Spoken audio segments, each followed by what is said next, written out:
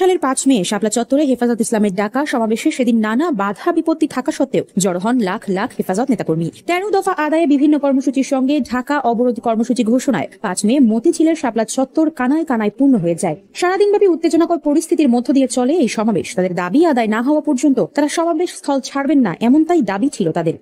বারবার আইন শৃঙ্খলা বাহিনী তাদের স্থান ত্যাগ করতে বললেও হেফাজত কর্মীরা তাদের স্থানে ছিলেন অনড়। তাই দিন গড়িয়ে রাত আসে, মধ্যরাত পার হতেই ঊর্ধ্বতন কর্মকর্তাদের কাছে আসে অর্ডার অপারেশন ফ্ল্যাশ আউটের। হঠাৎ মতিঝিলের আশেপাশের এলাকায় বৈদ্যুতিক ব্ল্যাক আউট করে পুলিশ, র্যাব ও বিজিবির সদস্যরা শুরু করে নেতাকর্মীদের উপর নির্বিচারে গুলিবর্ষণ।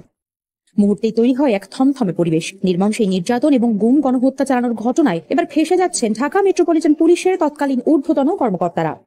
অপারেশন ফ্ল্যাশ আউটের নাম দিয়ে মধ্যরাতে সড়কের আলো নিভিয়ে অন্ধকারে হত্যার পরিকল্পনাকারী ও বাস্তবায়নকারীদের মুখোমুখি করা হচ্ছে। তৎকালীন ডিএমপি কমিশনার বেনজির আহমেদ থেকে শুরু করে থানার ওসি পর্যন্ত কর্মকর্তাদের তালিকা করা হচ্ছে। 2013 সালের 5 ও 6 মে ডিএমপির মোতায়েনকৃত ফোর্সের অবস্থান, শাপলা চত্বরে অভিযান পরিকল্পনার সত্যায়িত কপি এবং কর্মকর্তাদের তথ্য চেয়ে বর্তমান ডিএমপি কমিশনারকে চিঠি দিয়েছে আন্তর্জাতিক অপরাধ ট্রাইব্যুনাল।